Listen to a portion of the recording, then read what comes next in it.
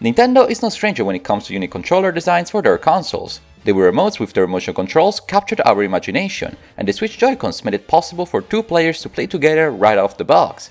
But the controller that I found the most peculiar out of them all is the Wii U Gamepad, nicknamed in Italy as Il Paddone. You see, this portable TV was supposed to be the next big thing for Nintendo, the ace up their sleeve that would have revolutionized gaming and put the Wii U in pole position in the console war. Needless to say that the Wii U did not even come close to its predecessor's success and sold way below expectations, in part due to the odd design for its controller. But while everybody's busy laughing at the Wii U's demise and pretending the console never existed, in the past months I've been enjoying my Wii U like I never did before, playing some games I did not previously have, some heavily reliant on the gamepad itself. After catching up with various experiences, I started to wonder, was the Wii U Gamepad actually badly designed? Undoubtedly, it was a commercial fail. Did it have the potential to revolutionize the gaming experience? Is the gamepad actually well designed? First things first, roll the intro.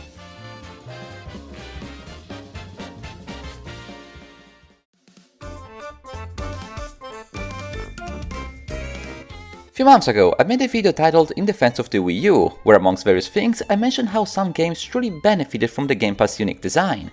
In that video, I gave some examples to back up this statement, but I only scratched the surface of the greater topic. It is time to focus on the gamepad itself, both as a standalone hardware as well as how it was utilized by various developers. Assuming you are not a Wii U enjoyer like myself and never held a Wii U gamepad in your hands, this is what it looks like. It has all the keys of a regular controller, a D-pad, 4 buttons, 2 sticks, 2 triggers and 2 bumpers. But in addition, it also has a camera, a microphone, 2 speakers, a headphone jack, an NFC reader used for the amiibos, a gyroscope, a rechargeable lithium-ion battery, and of course a 6-inch 480p touchscreen right in the middle of it all. As you can imagine, this was no small device, being rich with both traditional controller parts as well as various extras. While the gamepad could only stream video and not run software independently, it is still quite impressive what this 2012 controller had equipped. Quite special considering that Nintendo's competitors did little to evolve their own controllers in the past 2 decades. This technology is certainly not perfect. The battery life is quite short if not expanded, the range of usage is not that long, and the structure is a bit bulky. But quality-wise, I think the Wii U gamepad is solid, and to this day, mine works like a charm. But the reason why people were thrown off by the Paddone was not exactly because it had few features, quite the opposite in fact. Many believed that the pad was packed with too many accessories that either barely got used or were used too much. But how did games use the gamepad in the first place? I do not want to sound like a broken record and repeat what I already said in my other Wii U themed video, so to summarize it, there were 3 major usages for the gamepad: none, minimal and maximum. Games like Donkey Kong Tropical Freeze fall into the first category since it does not use the gamepad features at all, at most letting the player stream the game as they see it on the TV. Zelda Wind Waker is a good example for the second group. The gamepad displays the inventory and the minimap, a handy feature but nothing too intrusive. And lastly, Zombi U fits the bill for the latter usage, being the whole game made around the gamepad functionalities. There is little to no purpose to discuss the first batch of games, since their usage of the gamepad is very limited, though as I claimed in the past, I do find it quite useful to play on the pad, just like playing the Switch undocked. What is more interesting is to address the impact the Wii U gamepad has on the game design when it's used lightly and heavily. Having the minimap and the inventory always at reach may sound like an indifferent change to the gaming experience, but I tend to disagree. In my opinion, this was actually an important use for the gamepad, one that we did not experience before nor we will ever experience again.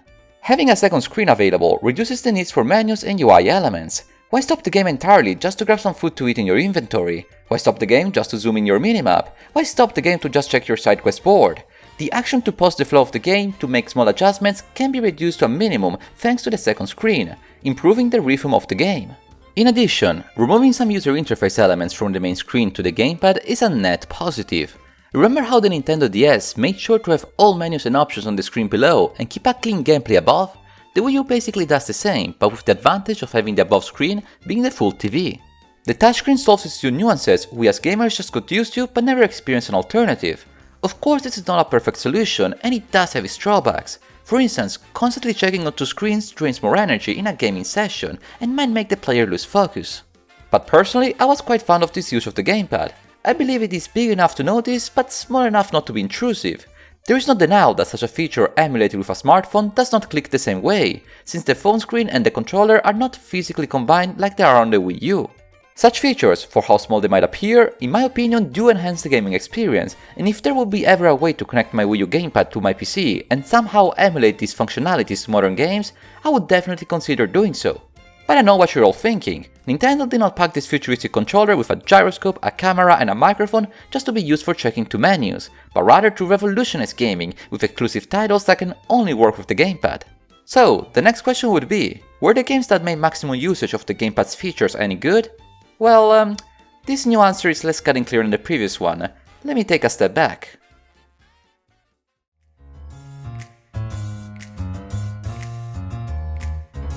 There are very few games that make full use of the Wii U Gamepad, and amongst them, the game that makes the most use of it, that is not a minigame collection like Nintendo Land and Game & Wario, is probably the infamous, not so beloved, Star Fox Zero. Now, this is not a video review of Star Fox Zero. It originally was supposed to, but I later scratched the idea for a greater discussion on the gamepad itself, since the main topic of such review would have been the controls of the games anyways, and thus, well, the gamepad.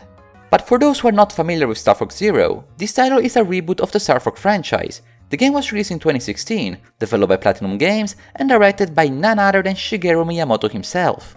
The game has to be played on two screens, with the TV serving as the third-person view of the battleship and the gamepad as the first-person view seen from the cockpit, with the gyroscope enabled. From a technical standpoint, this setup works, but it is as tedious to get used to as it sounds. Don't get me wrong, the game is not badly made, it's still somewhat fun to play, but it is designed in a way that to many is very uncomfortable. You need to see both the TV and the pad at the same time, and to sharply move the gamepad around. Believe me, this is the least intuitive setup I have ever experienced in gaming.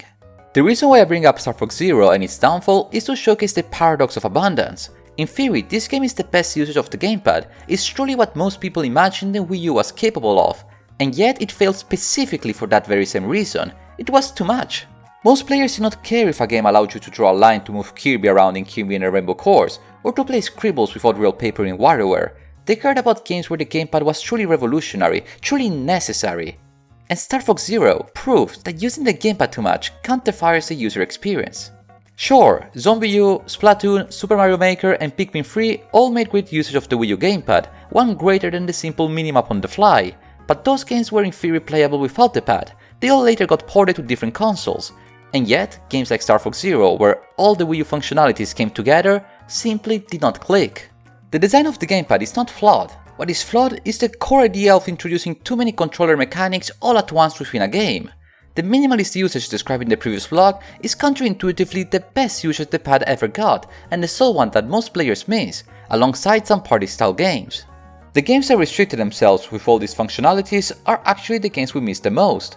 Child of Light can be played with a regular controller, yet the small addition of the touchscreen makes it more convenient to be played on this tablet. Hence, this is a net improved version of the game we will never get to see again. Therefore, despite being a commercial failure, the Wii U did bring value to my gaming journey, letting me experience a different and sometimes improved way to experience video games. The core design of the pad itself as it is held in our hands, is actually good when used carefully. The pad might be a bit bulky and in some games a bit too intrusive, but it is an interesting alternative to play games, one that I'm quite glad I've got to experience. Will we ever get to see something similar being reintroduced in modern consoles? Absolutely not. That's why we must cherish what was the Nintendo Wii U Gamepad, a commercial failure but a step forward in game design.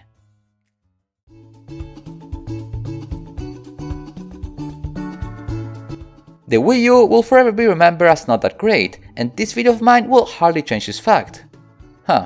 Deja vu. But though I cannot change the past, I did want to take a closer look at the gamepad to understand if it actually had potential to upscale the game experience. After the writing of the script, I realized that there is a parabolic curve between the usage a game makes of the pad and the advantages the player gets from it. If a game uses the Wii U Gamepad too little, people are just going to use a regular controller, and if they use it too much, well, you get Star Fox Zero. The sweet spot lies in the middle, a moderate use that improves but does not overturn the core gameplay. In retrospect, it made little sense to revolve a whole console around this controller. In my opinion, it made sense to sell it separately as an add-on, just like the Wii Motion Plus.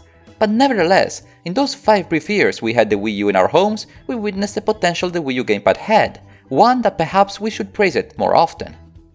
If you made it this far, I wanted to thank you one too many padones times for watching today's video.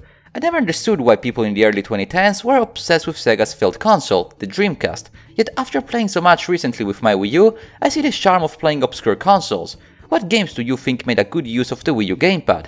Let me know down in the comments below. I wish you all a wonderful day, and until next time, arrivederci!